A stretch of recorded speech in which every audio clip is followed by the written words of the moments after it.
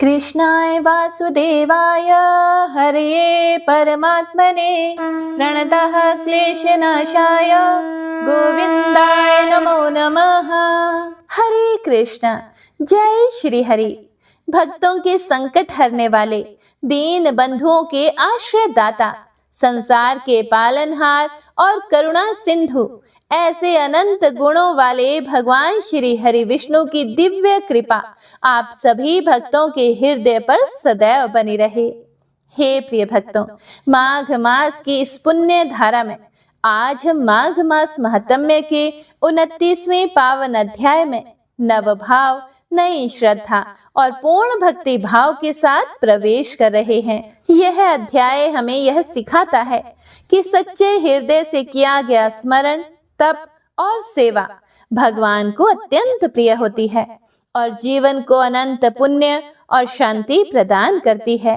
तो आइए मन को हरि चरणों में लगाकर इस दिव्य कथा का श्रवण करें और श्री हरि की करुणामयी दृष्टि में अपने जीवन को समर्पित करें। जय श्री गणेश।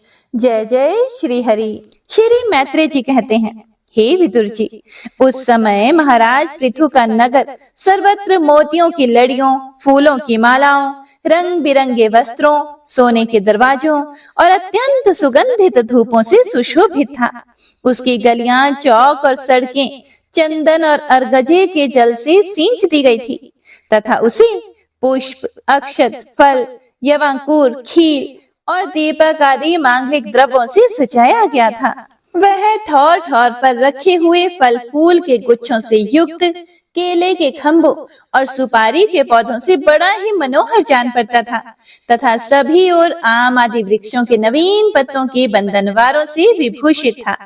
जब महाराज ने नगर में प्रवेश किया तब दीपक, उपहार और अनेक प्रकार की मांगलिक सामग्री लिए हुए प्रजाजनों ने तथा मनोहर कुंडलों से सुशोभित सुंदरी कन्याओं ने उनकी अगवानी की।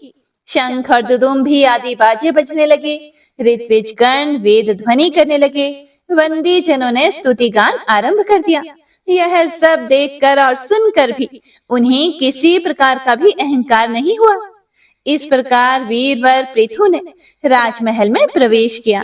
रास्ते में जहां तहां पुरवासी और देशवासियों ने उनका अभिनंदन किया। परम यशस्वी महाराज ने भी उन्हें प्रसन्नता पूर्वक अभीष्ट वर देकर संतुष्ट किया। महाराज पृथु महापुरुष और सभी के पूजनीय थे। उन्होंने इसी प्रकार के अनेकों उदार कर्म करते हुए पृथ्वी का शासन किया और अंत में अपने विपुल यश का विस्तार करके भगवान का परम पद प्राप्त किया। सूत जी महाराज कहते हैं, मुनिवर शौनक जी, इस प्रकार भगवान मैत्रेय के मुख से आदिराज पृथु का अनेक प्रकार के गुणों से संपन्न और गुणवान द्वारा प्रशंसित विस्तृत सुयश सुनकर परम भागवत विदुर जी ने उनका अभिनंदन करते हुए कहा कि हे ब्राह्मण, ब्राह्मणों ने पृथु का अभिषेक किया, समस्त देवताओं ने उन्हें उपहार दिए। उन्होंने अपनी भुजाओं में वैष्णव तेज को धारण किया और उससे पृथ्वी का दोहन किया। उनके उस पराक्रम के उच्छिष्ट रूप विषय भोगों से ही आज भी संपूर्ण राजा तथा लोकपालों के सहित समस्त लोग इच्छा अनुसार जीवन निर्वाह करते हैं। भला ऐसा कौन समझदार होगा जो उनकी पवित्र कीर्ति सुनना नहीं चाहेगा? इसीलिए अभी आप मुझे उनके कुछ और भी चरित्र सुनाइए।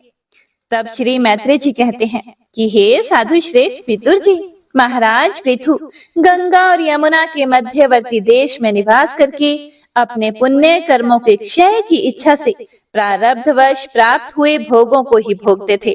ब्राह्मण वंश और भगवान के संबंधी विष्णु भक्तों को छोड़कर उनका सातों द्वीपों के सभी पुरुषों पर अखंड एवं अबाध शासन था। एक बार उन्होंने एक महासत्र की दीक्षा ली।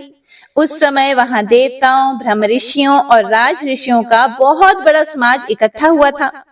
उस समाज में महाराज पृथु ने उन पूजनीय अतिथियों का यथा योग्य सत्कार किया और फिर उस सभा में नक्षत्र मंडल में चंद्रमा के समान खड़े हो गए।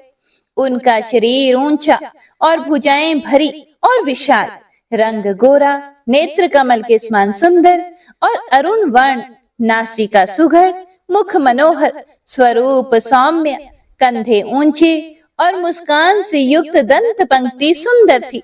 उनकी छाती चौड़ी, कमर का पिछला भाग स्थूल और उदर पीपल के पत्ते के समान सुडौल तथा बल पड़े हुए होने से और भी सुंदर जान पड़ता था। नाभि भंवर के समान गंभीर थी, शरीर तेजस्वी था, जंघाएं स्वर्ण के समान ददीप्यमान थी तथा पैरों के पंजे उभरे हुए थे। उनके बाल बारीक, घुंघराले, काले और चिकने थे। गर्दन शंख के समान उतार चढ़ाव वाली तथा रेखाओं से युक्त थी और वे उत्तम बहुमूल्य धोती पहने और वैसी ही चादर ओढ़े थे। दीक्षा के नियमों के अनुसार उन्होंने समस्त आभूषण उतार दिए थे। इसी से उनके शरीर के अंग प्रत्यंग की शोभा अपने स्वाभाविक रूप में स्पष्ट झलक रही थी। वे शरीर पर कृष्ण मृग का चर्म और हाथों में कुशा धारण किए हुए थे। इससे उनके शरीर की कांति और भी बढ़ गई थी। वे अपने सारे नित्य कृत्य यथाविधि संपन्न कर चुके थे। राजा पृथु ने मानो सारी सभा को हर्ष से सराबोर करते हुए अपने शीतल एवं स्नेहपूर्ण नेत्रों से चारों ओर देखा और फिर अपना भाषण शुरू किया। उनका भाषण अत्यंत सुंदर, विचित्र पदों से युक्त, स्पष्ट, मधुर, गंभीर एवं निशंक था।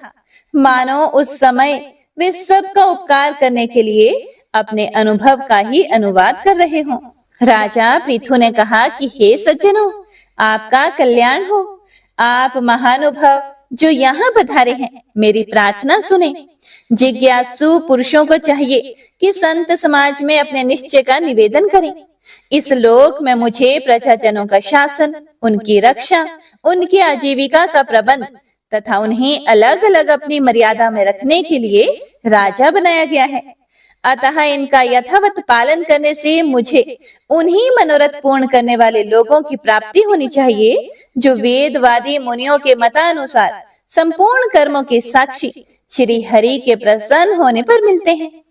जो राजा प्रजा को धर्म मार्ग की शिक्षा ना देकर केवल उससे कर वसूल करने में लगा रहता है, वह केवल प्रजा के पाप का ही भागी होता है और अपने ऐश्वर्य से हाथ धो बैठता है।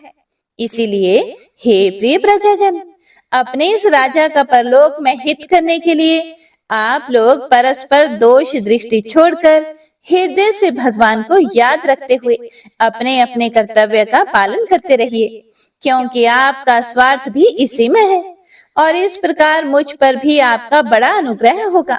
विशुद्ध चित्त देवता, पितृ और महर्षिगण, आप भी मेरी इस प्रार्थना का अनुमोदन कीजिए, क्योंकि कोई भी कर्म हो, मरने के अनंतर उसके कर्ता, उपदेष्टा और समर्थक को उसका समान फल मिलता है। माननीय सज्जनों, किन्हीं श्रेष्ठ महानुभवों के मत में तो कर्मों का फल देने वाले भगवान यज्ञपति ही है, क्योंकि इहलोक और परलोक दोनों ही जगह कोई कोई शरीर बड़े तेजोमय देखे जाते हैं। मनु, उत्तानपाद, महीपति ध्रुव, राजऋषि प्रियव्रत, हमारे दादा अंग तथा ब्रह्मा, शिव, प्रहलाद, बलि और इसी कोटि के अन्य अन्य महानुभावों के मत में तो धर्म, अर्थ, काम, मोक्ष रूप चतुर्वर्ग तथा स्वर्ग और अपवर्ग के स्वाधीन नियामक कर्म फलदाता रूप से भगवान गदाधर की आवश्यकता है ही। इस विषय में तो केवल मृत्यु के दौहित्र वेन आदि कुछ शोचनीय और धर्म विमूढ़ लोगों का ही मतभेद है, अतः उसका कोई विशेष महत्व नहीं हो सकता। जिनके चरण कमलों की सेवा के लिए निरंतर बढ़ने वाली अभिलाषा, उन्हीं के चरण नख से निकली हुई गंगा जी के समान संसार ताप से संतप्त जीवों के समस्त जन्मों के संचित मनोबल को तत्काल नष्ट कर देती है। जिनके चरण तल का आश्रय लेने वाला पुरुष सभी प्रकार के मानसिक दोषों को धो डालता है तथा वैराग्य और तत्व साक्षात्कार रूप बल पाकर फिर इस दुखमय संसार चक्र में नहीं पड़ता।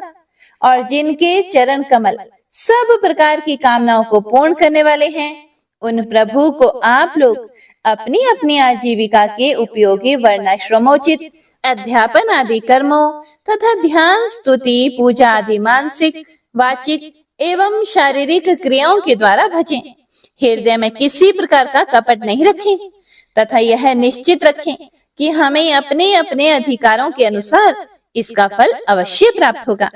भगवान स्वरूपतः विशुद्ध विज्ञान घन और समस्त विशेषणों से रहित हैं, किंतु इस कर्म मार्ग में जौ, चावल आदि विविध द्रव्य, शुक्ल आदि गुण, अवघात अर्थात कूटना आदि क्रिया एवं मंत्रों के द्वारा और अर्थ, आशय, लिंग तथा ज्योतिषोम आदि नामों से संपन्न होने वाले अनेक विशेषण युक्त यज्ञ के रूप में प्रकाशित होते हैं।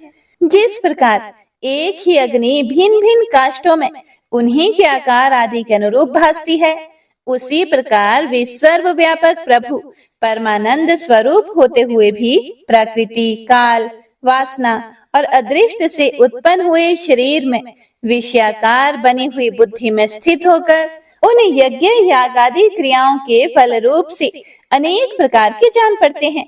अहो, इस पृथ्वी तल पर मेरे जो प्रजाजन यज्ञ भोक्ताओं के अधीश्वर सर्वगुरु श्री हरि का एक निष्ठ भाव से अपने अपने धर्मों के द्वारा निरंतर पूजन करते हैं, वे मुझ पर बड़ी कृपा करते हैं। सहनशीलता, तपस्या और ज्ञान इन विशिष्ट विभूतियों के कारण वैष्णव और ब्राह्मणों के वंश स्वभावतः ही उज्जवल होते हैं।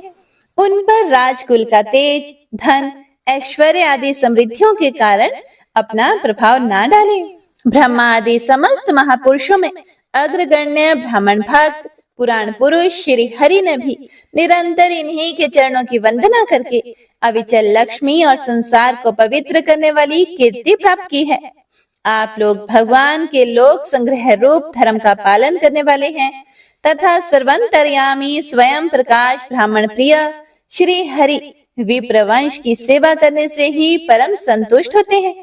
अतः आप सभी को सब प्रकार से विनय पूर्वक ब्राह्मण कुल की सेवा करनी चाहिए।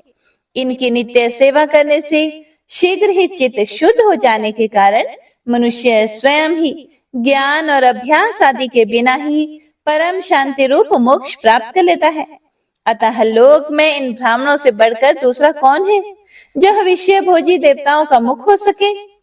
उपनिषदों के ज्ञान परक वचन एकमात्र जिनमें ही गतार्थ होते हैं, वे भगवान अनंत इंद्रादि यज्ञ देवताओं के नाम से तत्व ज्ञानियों द्वारा ब्राह्मणों के मुख में श्रद्धा पूर्वक हवन किए हुए पदार्थ को जैसे चाव से ग्रहण करते हैं, वैसे चेतना शून्य अग्नि में होमे हुए द्रव्य को नहीं ग्रहण करते।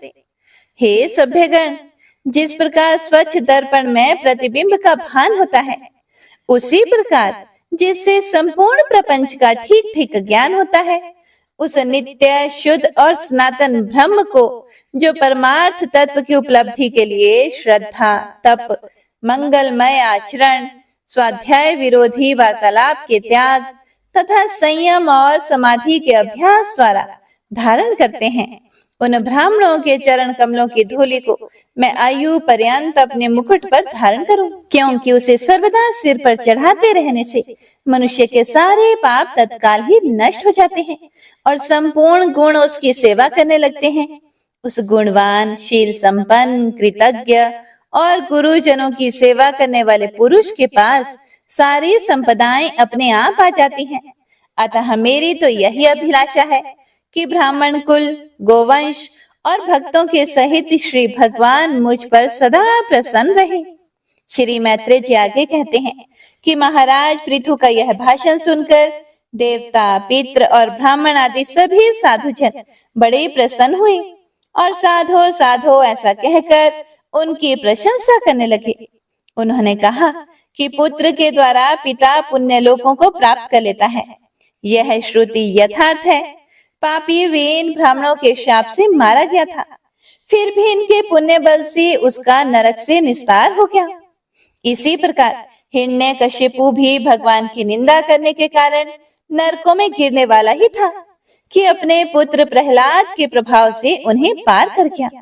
हे वीरवर पृथु जी, आप तो लोगों के पिता ही हैं और सब लोगों के एकमात्र स्वामी श्री हरि में भी आपकी ऐसी अविचल भक्ति है, इसीलिए आप अनंत वर्षों तक जीवित रहें। आपका सुयश बड़ा पवित्र है। आप उदार कीर्ति श्री हरि की कथाओं का प्रचार करते हैं, हमारा बड़ा सौभाग्य है। आज आपको अपने स्वामी के रूप में पाकर हम अपने को भगवान के ही राज्य में समझते हैं। हे स्वामी, अपने आश्रितों को इस प्रकार का श्रेष्ठ उपदेश देना आपके लिए कोई आश्चर्य की बात नहीं है, क्योंकि अपनी प्रजा के ऊपर प्रेम रखना तो करुणामय महापुरुषों का स्वभाव ही होता है। हम लोग प्रारब्धवश विवेकहीन होकर संसारारण्य में भटक रहे थे। इसीलिए हे प्रभु, आज आपने हमें इस अज्ञान अंधकार के पार पहुंचा दिया है। आप शुद्ध सत्वमय परम पुरुष हैं, जो ब्राह्मण जाति में प्रविष्ट होकर क्षत्रियों की और क्षत्रिय जाति में प्रविष्ट होकर ब्राह्मणों की तथा दोनों जातियों में प्रविष्ट होकर सारे जगत की रक्षा करते हैं।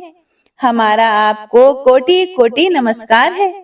श्री मैत्रेय जी कहते हैं, जिस समय प्रजाजन परम पराक्रमी पृथ्वीपाल पृथु की इस प्रकार प्रार्थना कर रहे थे, उसी समय वहां सूर्य के समान तेजस्वी 4 मुनीश्वर आए। राजा और उनके अनुचरों ने देखा तथा पहचान लिया कि वे सिद्धेश्वर अपनी दिव्य कांति से संपूर्ण लोगों को पाप निर्मुक्त करते हुए आकाश से उतर कर आ रहे हैं। राजा के प्राण सनक आदिकों का दर्शन करते ही जैसे विषय जीव विषयों की ओर दौड़ता है, उनकी ओर चल पड़े। मानो उन्हें रोकने के लिए ही वे अपने सदस्यों और अनुयायियों के साथ एकाएक उठकर खड़े हो गए।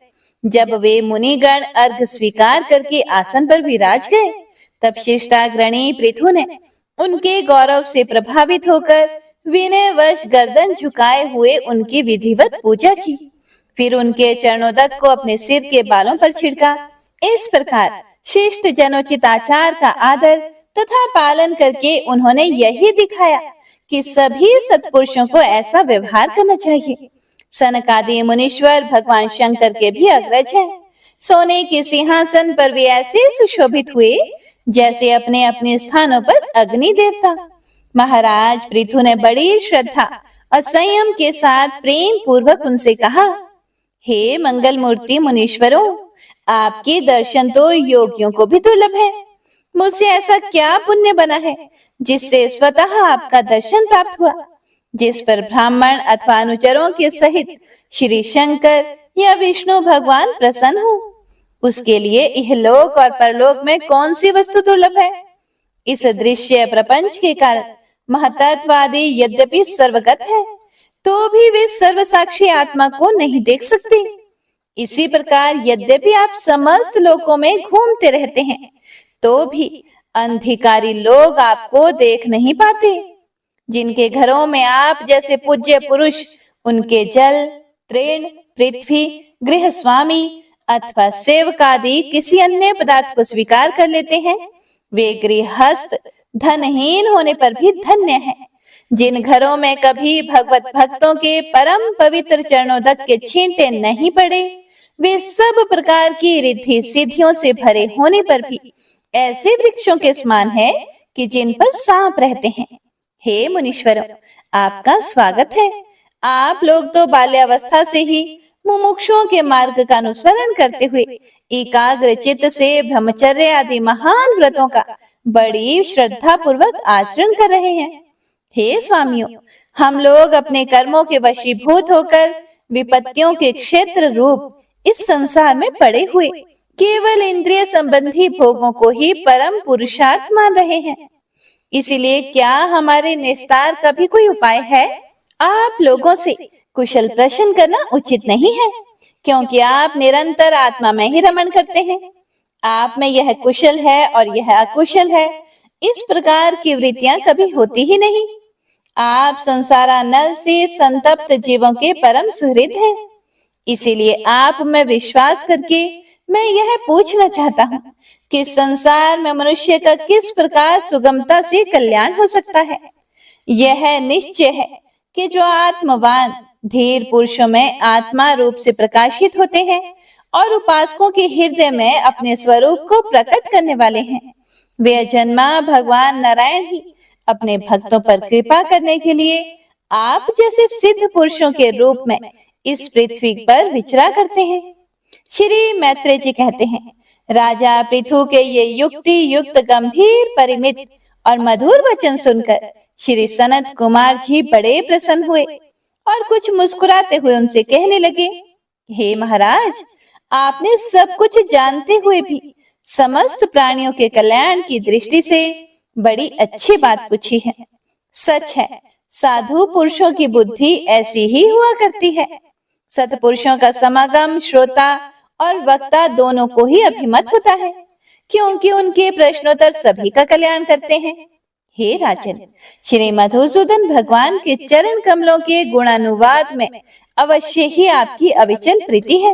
हर किसी को इसका प्राप्त होना बहुत कठिन है और प्राप्त हो जाने पर यह हृदय के भीतर रहने वाले उस वासना रूप मल को सर्वथा नष्ट कर देती है, जो और किसी उपाय से जल्दी नहीं छूटता।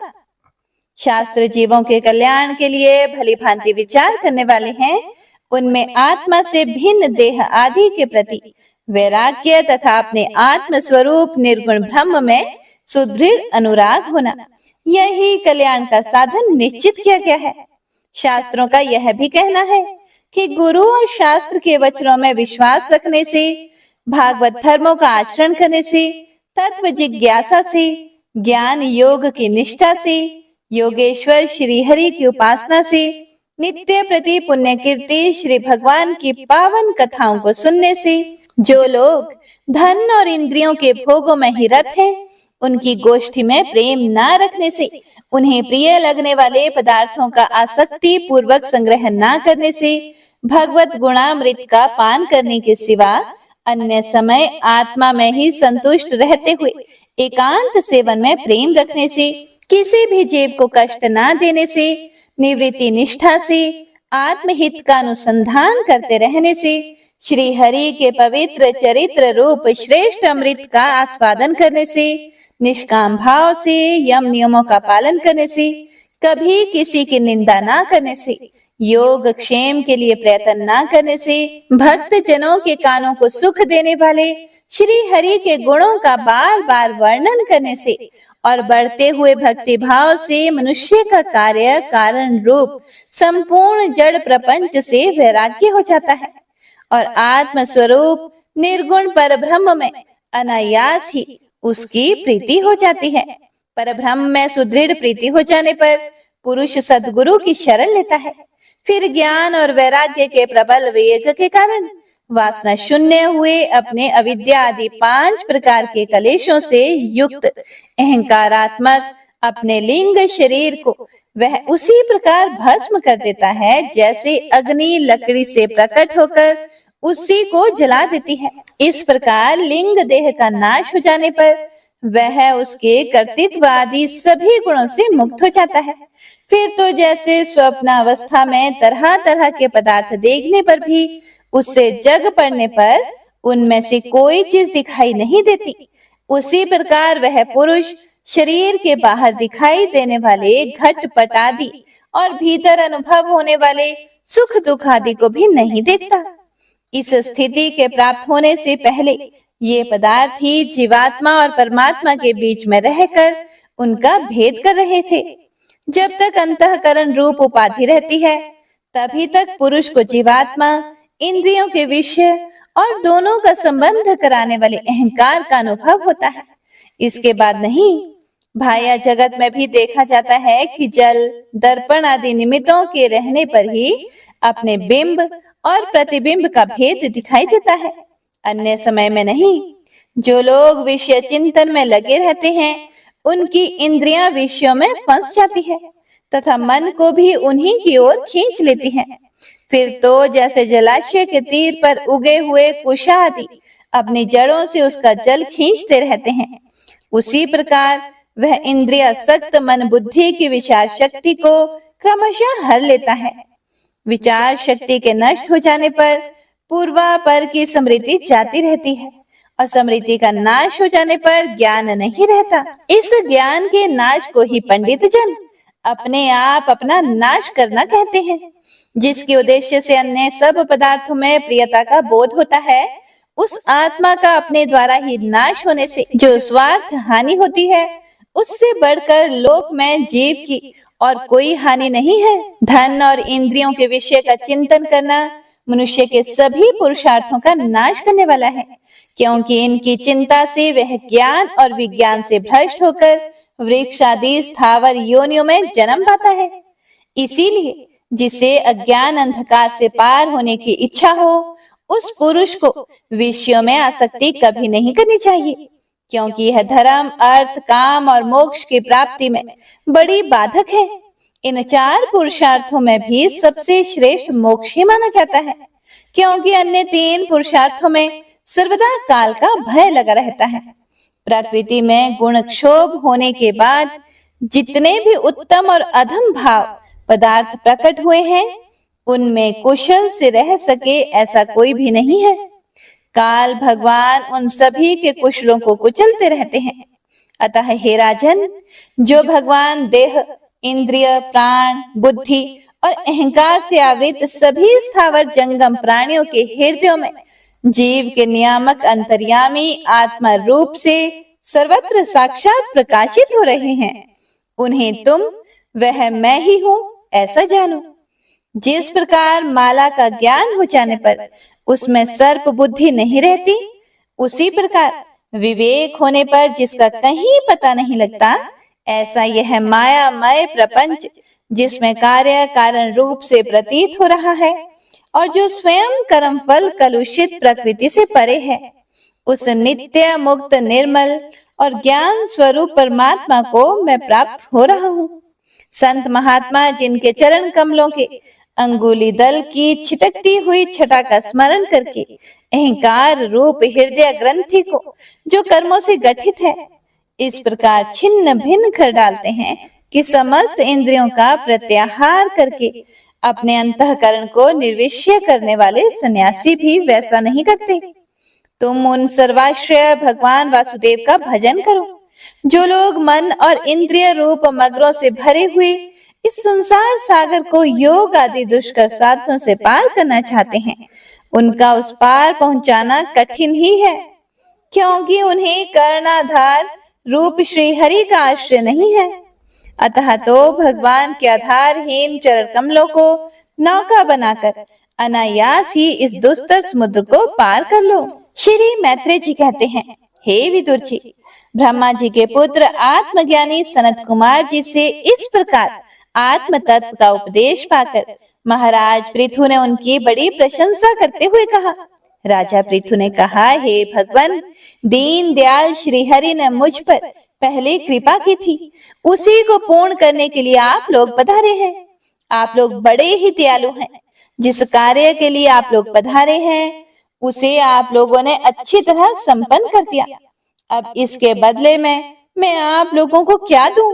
मेरे पास तो शरीर और इसके साथ जो कुछ है वह सब महापुरुषों का ही प्रसाद है। हे ब्राह्मण, प्राण, स्त्री, पुत्र, सब प्रकार की सामग्रियों से भरा हुआ भवन, राज्य, सेवा, पृथ्वी और कोश, यह सब कुछ आप ही लोगों का है, इसीलिए आपके ही श्री चरणों में अर्पित है। वास्तव में तो सेनापतित्व, राज्य, दंड विधान और संपूर्ण लोगों के शासन का अधिकार वेद शास्त्रों के ज्ञाता ब्राह्मणों को ही है। ब्राह्मण अपना ही खाता है, अपना ही पहनता है और अपनी ही वस्तु दान देता है।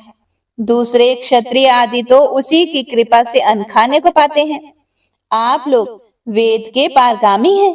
आपने अध्यात्म तत्व का विचार करके हमें निश्चय रूप से समझा दिया है कि भगवान के प्रति इस प्रकार की अभेद भक्ति ही उनकी उपलब्धि का प्रधान साधन है। आप लोग परम कृपालु हैं, अतः अपने इस दिनोद्धार रूप कर्म से ही सर्वदा संतुष्ट रहे। आपके इस उपकार का बदला कोई क्या दे सकता है भला? उसके लिए प्रयत्न करना भी अपनी हंसी कराना ही है।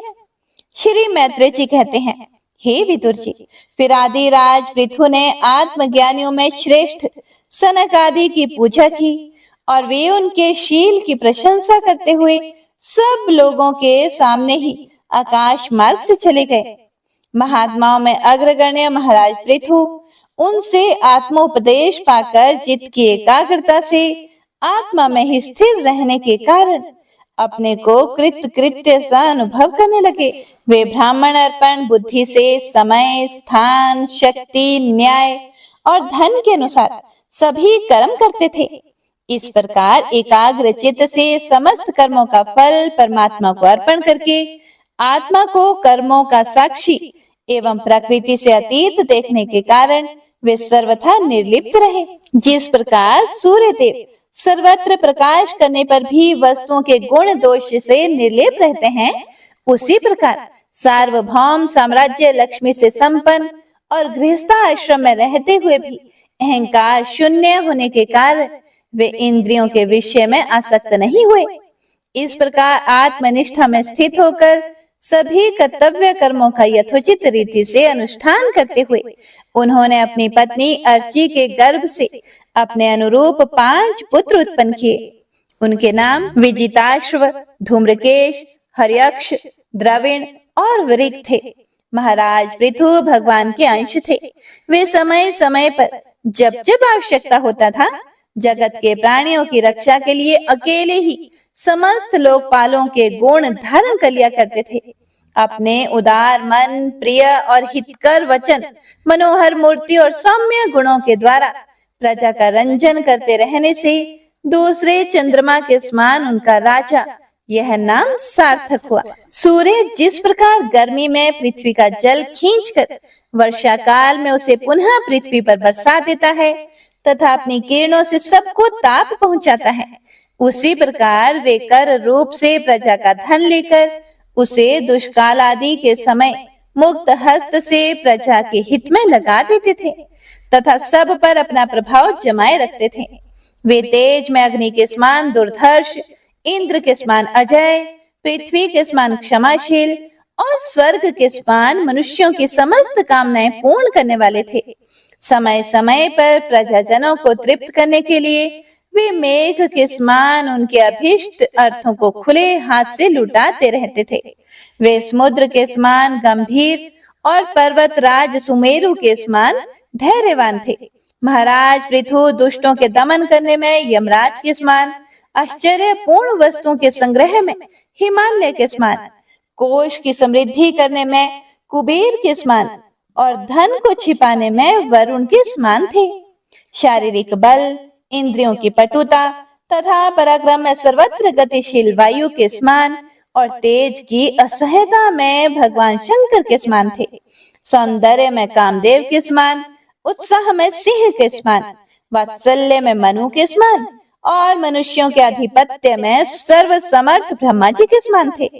ब्रह्म विचार में बृहस्पति, इंद्रिय जय में साक्षात श्री हरि तथा गौ, ब्राह्मण, गुरुजन एवं भगवत भक्तों की भक्ति, लज्जा, विनय, शील एवं परोपकार आदि गुणों में अपने ही समान थे। लोग त्रिलोकी में सर्वत्र उच्च स्वर से उनकी कीर्ति का गान करते थे। इससे वे स्त्रियों तक के कानों में वैसे ही प्रवेश पाए हुए थे जैसे सत्पुरुषों के हृदय में श्री राम। श्री मैत्रेय जी कहते हैं, इस प्रकार महामनस्वी प्रजापति पृथु के स्वयमेव अन्न आदि तथा पुर ग्राम आदि सर्ग की व्यवस्था करके स्थावर जंगम सभी की आजीविका का सुविधा कर दिया तथा साधु जनोचित धर्मों का भी खूब पालन किया। मेरी अवस्था कुछ ढल गई है और जिसके लिए मैंने इस लोक में जन्म लिया था उस प्रजा रक्षण रूप ईश्वर आज्ञा का पालन भी हो चुका है। अतः अब मुझे अंतिम पुरुषार्थ मोक्ष के लिए प्रयत्न करना चाहिए। यह सोचकर उन्होंने अपने विरह में रोती हुई अपनी पुत्री रूपा पृथ्वी का भार पुत्रों को सौंप दिया और सारी प्रजा को बिलखती हुई छोड़कर वे अपनी पत्नी सहित अकेले ही तपोवन को चल दिए। वहां भी वे वानप्रस्थ आश्रम के नियमों के अनुसार उसी प्रकार कठोर तपस्या में लग गए जैसे पहले गृहस्थ आश्रम में अखंड व्रत पूर्वक पृथ्वी को विजय करने में वे लगे हुए थे। कुछ दिन तो उन्होंने कंदमूल खाकर बिताए, कुछ काल सूखे पत्ते खाकर रही और कुछ पखवाड़ों तक जल पर ही रहे और इसके बाद केवल वायु से ही निर्वाह करने लगे। वीरवर पृथु मुनि व्रती से रहते थे। गर्मियों में उन्होंने पंचाग्नि का सेवन किया। वर्षा ऋतु में खुले मैदान में रहकर अपने शरीर पर जल की धाराएं सही और जाड़े में गले तक जल में खड़े रहे। इस प्रकार श्री कृष्ण की आराधना करने के लिए उन्होंने उत्तम तप किया। इस क्रम से उनकी तपस्या बहुत पुष्ट हो गई और उसके प्रभाव से कर्ममल नष्ट हो जाने के कारण उनका चित्त सर्वथा शुद्ध हो गया। प्राणायामों के द्वारा मन और इंद्रियों के निरुद्ध हो जाने से उनका वासना जनित बंधन भी कट गया। तब भगवान सनत कुमार ने उन्हें जिस परमोत्कृष्ट अध्यात्म योग की शिक्षा दी थी, उसी के अनुसार राजा पृथु पुरुषोत्तम श्री हरि की आराधना करने लगे। इस तरह भगवत परायण होकर श्रद्धा पूर्वक सदाचार का पालन करते हुए निरंतर साधन करने से पर ब्रह्म परमात्मा में उनकी अनन्य भक्ति हो गई। इस प्रकार भगवत उपासना से अंतःकरण शुद्ध सात्विक हो जाने पर निरंतर भगवत चिंतन के प्रभाव से प्राप्त हुई इस अनन्य भक्ति से उन्हें वैराग्य सहित ज्ञान की प्राप्ति हुई और फिर उस तीव्र ज्ञान के द्वारा उन्होंने जीव के उपाधि भूत अहंकार को नष्ट कर दिया, जो सब प्रकार के संशय विपर्य का आश्रय है। इसके पश्चात देहात्म बुद्धि की निवृत्ति और परमात्मा स्वरूप श्री कृष्ण की अनुभूति होने पर अन्य सब प्रकार की सिद्धि आदि से भी उदासीन हो जाने के कारण उन्होंने उस तत्व ज्ञान के लिए भी प्रयत्न करना छोड़ दिया, जिसकी सहायता से पहले अपने जीव कोश का नाश किया था। क्योंकि जब तक साधक को योग मार्ग के द्वारा श्री कृष्ण कथा अमृत में अनुराग नहीं होता, तब तक केवल योग साधना से उसका मोह जनित प्रमाद दूर नहीं होता, भ्रम उसका नहीं मिटता। फिर जब अंत काल उपस्थित हुआ तो वीरवर पृथु ने अपने चित्त को दृढ़ता पूर्वक परमात्मा में स्थिर करके ब्रह्म भाव में स्थित होकर अपना शरीर त्याग दिया। उन्होंने एड़ी से गुदा के द्वार को रोककर प्राण वायु को धीरे धीरे मूलाधार से ऊपर की ओर उठाते हुए उसे क्रमशः नाभि, हृदय, वक्षस्थल, कंठ और मस्तक में स्थित किया। फिर उसे और ऊपर की ओर ले जाते हुए क्रमशः ब्रह्म रंध्र में स्थिर किया। अब उन्हें किसी प्रकार के सांसारिक भोगों की लालसा नहीं रही। फिर यथास्थान विभाग करके प्राणवायु को समष्टि वायु में, पार्थिव शरीर को पृथ्वी में और शरीर के तेज को समष्टि तेज में लीन कर दिया। हृदयाकाशादि देहावच्छिन्न आकाश को महाकाश में और शरीरगत रुधिर आदि जलीय अंश को समष्टि जल में लीन किया। इसी प्रकार फिर पृथ्वी को जल में, जल को तेज में, तेज को वायु में और वायु को आकाश में लीन किया। उसके बाद मन को स्वीकल्प ज्ञान में जिसके अधीन वह रहता है, उन इंद्रियों में, इंद्रियों को उनके कारण रूप तन्मात्राओं में और सूक्ष्म भूतों अर्थात तन्मात्राओं के कारण अहंकार के द्वारा आकाश, इंद्रिय और तन्मात्राओं को उसी अहंकार में लीन कर अहंकार को महतत्व में लीन किया। फिर संपूर्ण गुणों की अभिव्यक्ति करने वाले उस महतत्व को मायोपाधिक जीव में स्थित किया। उसके बाद उस माया रूप जीव की उपाधि को भी उन्होंने ज्ञान और वैराग्य के प्रभाव से अपने शुद्ध ब्रह्म स्वरूप में स्थित होकर त्याग दिया। महाराज पृथु की पत्नी महारानी अर्ची भी उनके साथ वन को गई थी। वे बड़ी सुकुमारी थी, पैरों से भूमि का स्पर्श करने योग्य भी नहीं थी। फिर भी उन्होंने अपने स्वामी के व्रत और नियम आदि का पालन करते हुए उनकी खूब सेवा की और मुनिवृत्ति के अनुसार कंदमूल आदि से निर्वाह किया। इससे यद्यपि वे बहुत ही दुर्लभ हो गई थी, तो भी प्रियतम के कर स्पर्श से सम्मानित होकर उसी में आनंद मानने के कारण उन्हें किसी प्रकार का भी कष्ट नहीं होता था। अब पृथ्वी के स्वामी और अपने प्रियतम महाराज पृथु की देह को जीवन के चेतना आदि सभी धर्मों से रहित देखकर उस सती ने कुछ देर विलाप किया। फिर पर्वत के ऊपर चिता बनाकर उसे उस चिता पर रख दिया। इसके बाद उस समय के सारे कृत्य कर नदी के जल में स्नान किया। अपने परम पराक्रमी पति को जलांजलि देकर आकाश स्थित देवताओं की वंदना की तथा 3 बार चिता की परिक्रमा कर पति देव के चरणों का ध्यान करती हुई अग्नि में प्रवेश कर गई। परम साध्वी अर्ची को इस प्रकार अपने पति वीरवर पृथु का अनुगमन करते देखकर सहस्त्रों वरदायिनी देवियों ने अपने अपने पतियों के साथ उनकी स्तुति की। वहां देवताओं के बाजे बजने लगे उस समय उस मंदराचल के शिखर पर वे देवांगनाएं पुष्पों की वर्षा करती हुई आपस में इस प्रकार कहने लगी, अहो, यह स्त्री धन्य है। इसने अपने पति राज राजेश्वर पृथु की मन, वाणी, शरीर से ठीक उसी प्रकार सेवा की है जैसे श्री लक्ष्मी जी यज्ञेश्वर भगवान विष्णु की सेवा करती हैं। अवश्य ही अपने अचिंत्य कर्म के प्रभाव से यह सती हमें भी लांघ कर अपने पति के साथ उच्चतर लोकों को जा रही है। इस लोक में कुछ ही दिनों का जीवन होने पर भी जो लोग भगवान के परम पद की प्राप्ति कराने वाला आत्मज्ञान प्राप्त कर लेते हैं, उनके लिए संसार में कौन सा पदार्थ दुर्लभ है। अतः जो पुरुष बड़ी कठिनता से भूलोक में मोक्ष का साधन स्वरूप मनुष्य शरीर पाकर भी विश्व में आसक्त रहता है, वह निश्चय ही आत्मघाती है। हाय हाय, वह ठगा गया।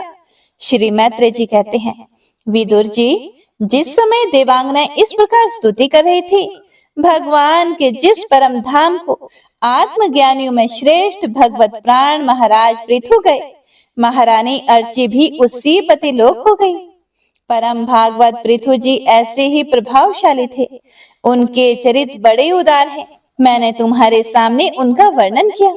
जो पुरुष इस परम पवित्र चरित्र को श्रद्धा पूर्वक निष्काम भाव से एकाग्र चित्त से पढ़ता, सुनता अथवा सुनाता है, वह भी महाराज पृथु के पद भगवान के परम धाम को प्राप्त होता है। इसका सकाम भाव से पाठ करने से ब्राह्मण ब्रह्म तेज प्राप्त करता है, क्षत्रिय पृथ्वीपति हो जाता है, वैश्य व्यापारियों में प्रधान हो जाता है और शूद्र में साधुता आ जाती है।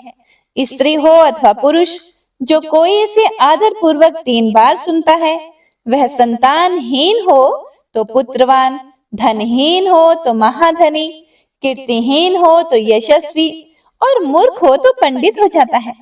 यह चरित्र मनुष्य मात्र का कल्याण करने वाला और अमंगल को दूर करने वाला है। यह धन, यश और आयु की वृद्धि करने वाला, स्वर्ग की प्राप्ति कराने वाला और कलयुग के दोषों का नाश करने वाला है। यह धर्म आदि चतुर्वर्ग की प्राप्ति में भी बड़ा सहायक है। इसीलिए जो लोग धर्म, अर्थ, काम और मोक्ष को भली भांति सिद्ध करना चाहते हो, उन्हें इसका श्रद्धा पूर्वक श्रवण करना चाहिए। जो राजा विजय के लिए प्रस्थान करते समय इसे सुनकर जाता है, उसके आगे आकर राजा लोग उसी प्रकार भेंटे रखते हैं जैसे पृथु के सामने रखते थे। मनुष्य को चाहिए कि अन्य सब प्रकार की आसक्ति छोड़कर भगवान में विशुद्ध निष्काम भक्ति भाव रखते हुए महाराज पृथु के इस निर्मल चरित्र को सुने, सुनावे और पढ़ें। हे विदुर जी, मैंने भगवान के महात्म्य को प्रकट करने वाला यह पवित्र चरित्र तुम्हें सुना दिया। इसमें प्रेम करने वाला पुरुष महाराज पृथु की सी गति पाता है। जो पुरुष इस पृथु चरित्र का प्रतिदिन आदर पूर्वक निष्काम भाव से श्रवण और कीर्तन करता है, उसका जिनके चरण संसार सागर को पार करने के लिए नौका के समान है, उन श्री हरि में सुदृढ़ अनुराग हो जाता है। ओम नमो नारायणाय। तो हे प्रिय भक्तों, आज का अध्याय यहीं पर समाप्त होता है। इससे आगे का वृतांत आप सभी भक्तजन अगले अध्याय में जरूर सुनिएगा। वंशी शोभित कर मधुर नील जलद तन श्याम, अरुण अधर जनु बिंब फल नयन कमल अभिराम, पूर्ण इंद्र अरविंद मुख पीतांबर शुभ साज, जय मन मोहन मदन छवि कृष्ण चंद्र महाराज। जय यदुनंदन जय जगवंदन, जय वसुदेव देवकी नंदन, जय यशोदासुत नंद दुलारे, जय प्रभु भक्तन के धृत तारे, जय नट नागर नागन थैया कृष्ण कन्हैया धेनु चरैया, पुनि नख पर प्रभु गिरिवर धारो, आओ दीनन कष्ट निवारो। वंशी मधुरे अधर धर तेरे, होवे पूर्ण मनोरथ मेरी।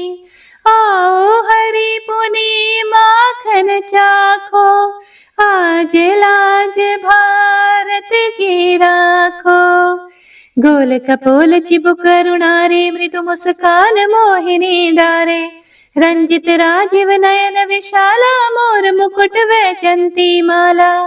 कुंडल श्रवण पीत पटाछे, कटि किंकणी काछन काछे। नील जलज सुंदर तनु सोहे, छवि लखि सुर नर मुनि मन मोहे।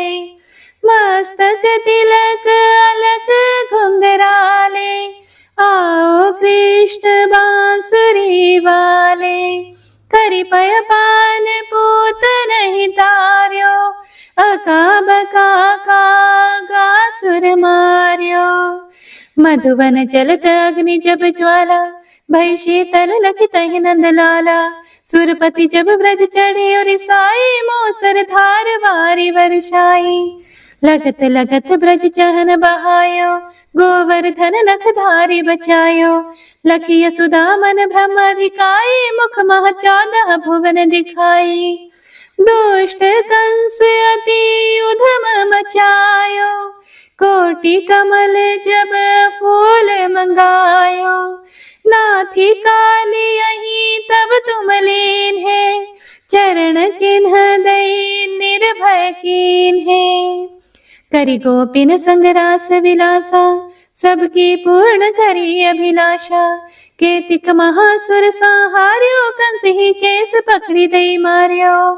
मात पिता की बंदी छुड़ाई, उग्रसेन कहा राज दिलाई। मही से मृतक छहो सुत लायो, मातु देव की शोक मिटायो। भौमासुर मुरे दैत्य सहारी, लाए 68 सहस कुमारी। दई भी नहीं तृण चीर सहारा, जरा सिंधु राक्षस कह मारा। असुर बकासुर आदिक मार्यो, भक्तन के तब कष्ट निवार्यो। दीन सुदामा के दुख टार्यो, तंदुल 3 मूठ मुख डार्यो। प्रेम के साग विदुर घर मांगे, दुर्योधन के मेवा त्यागे। लखी प्रेम की महिमा भारी, ऐसे श्याम दीन हितकारी। भारत के पारथ रथ हाके, लिए चक्र करे नहीं बलता के। निज गीता के ज्ञान सुनाए, भक्तन हृदय सुधा वर्षाए। मीरा थी ऐसी मतवाली, विष पी गई बजा कर ताली। राणा भेजा सांप पिटारी, शाली ग्राम बने बनवारी। निज माया तुम विधि दिखायो, उरते संशय सकल मिटायो। तब शत निंदा कर तत्काला, जीवन मुक्त भयो शिशुपाला।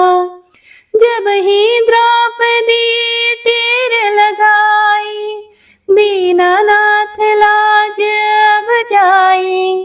तुरत ही वसन बने नंद लाला, बढ़े चीर भई अरि मोह काला। असनाथ के नाथ कन्हैया, डूबत भंवर बचावत नैया। सुंदर दास आसुर धारी, दया दृष्टि कीजे बनवारी। नाथ सकल मम कुमति निवारो, क्षमहु बेगी अपराध हमारो। खोलो पट अब दर्शन दीजिए, बोलो कृष्ण कन्हैया की जय। बोलो कृष्ण कन्हैया की जय। बोलो कृष्ण कन्हैया की जय। यह 40वां कृष्ण का पाठ करे उरधारी। अष्ट सिद्धि नवनिधि फल, लहे पदारथ चारी। जय श्री कृष्ण।